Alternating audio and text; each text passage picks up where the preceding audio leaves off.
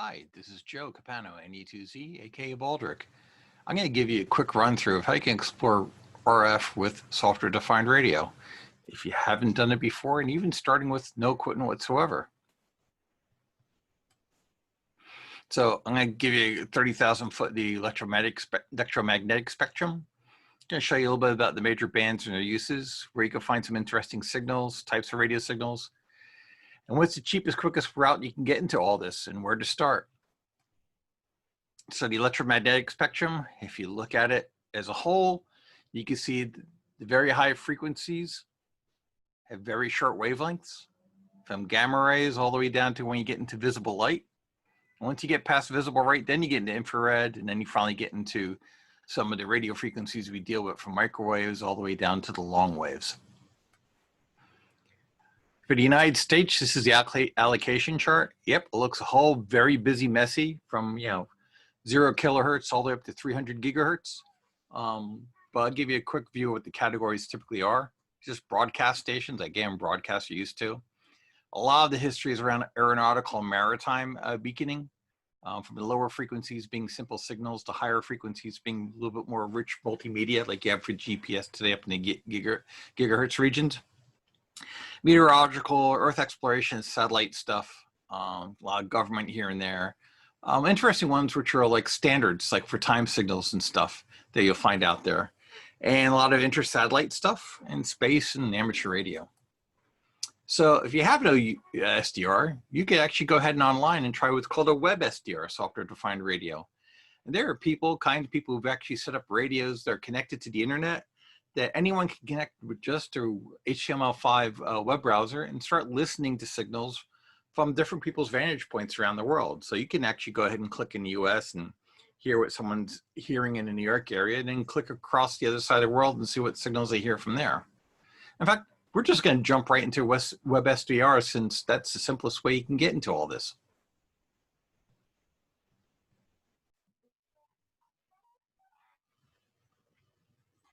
So let's go ahead and go to websdr.org.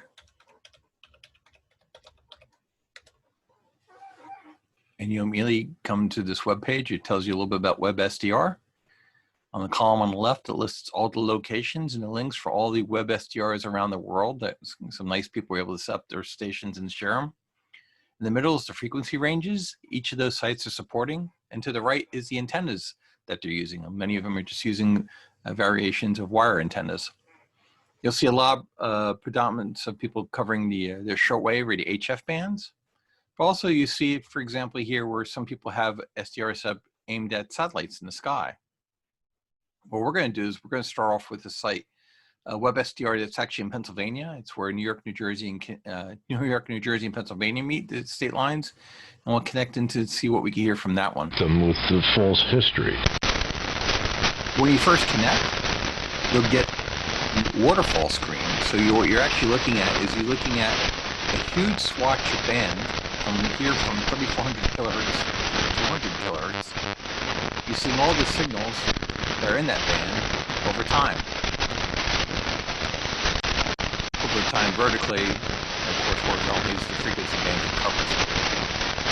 Beneath the frequencies, you see people have bookmarks for things that they've heard and just left a message of what they found. Whether it's accurate or not, who knows? It's just people what they thought they've heard. And this yellow wedge is actually where we are listening at right now, currently on the band. If I was to zoom in, we'll go ahead and click zoom in. In that zoom in, you'll see that that size of that wedge is actually the bandwidth. So that would be the bandwidth for AM radio. And for shortwave, you'll find that a lot of the amateur radio stations, they'll use sideband. They use either upper sideband, you see it's half that size on one side of it, or LSB, lower sideband, sort of in the other direction, just still half as wide. And Morse code can be very narrow to that point. So what we're going to do is we're going to go ahead and put it up to lower sideband, because lower sideband is where the amateur radio operators typically know to use around this frequency range. In fact, if I click and drag this to the right, the amateur radio band is actually from here 3.5 or 3,500 kilohertz to 4,000 kilohertz. You see a whole bunch of signals here. So what we'll do is we'll go ahead and we'll just start zooming in. And we'll go ahead and click on here. History. You got the History Channel on K. They know nothing. I hate to say they know nothing. To be perfectly honest with you, they're walking around. They know when the new iPhone will come out. About all they know. Or they'll tell you when the iPhone was invented. Over here, you can see something much smaller. That's actually the lower sideband. I can adjust the frequencies here. Small increments if I want. If I tuned it in proper. You have basically you made a tuner. That gives you an idea of those signals. Components for your headset. If you drag down to here, actually we need to go a little bit further. Down around here, there's a number of digital signals that are in there. In fact, within there, you'll see a bunch of signals within that range. And actually, there's probably half a dozen simultaneous conversations going on that set. Interesting. Let's go back to something a little bit more funny here. We're going to go down to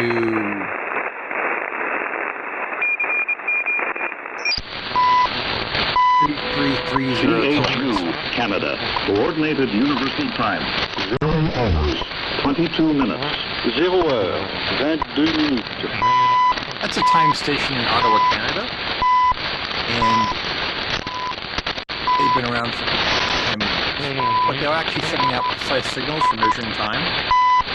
And then there's actually other ones that the US does, which is on 5, 10, 15, and I think 25 megahertz, called WWV and WWVH. You see down here a little bit more of a interesting signal. Military, might be government, could be a number of things. Again, you got a full spectrum. Go ahead and go. Why don't you take a look at the classic? Nos pega y no nos damos cuenta porque se presenta sabrosa. ¿Por qué? Porque no me permite estar vulnerable y expuesto y puedo poner una máscara de mí y presentar una cara que realmente no tengo. ¿Cómo la ves? It's about the American people we're talking about here. That's a quick So view. true. That's it. That's the way it is. People just need to come together a little bit. Just understand whatever problems there are, it takes a unified effort to take care of it. Just can't put the blame on him all the time. You know, people need to work with him. He's a tough guy. That's what it is too. Well, let me tell you, That's what you need. he's tough. That's what you need. Craig, he's tougher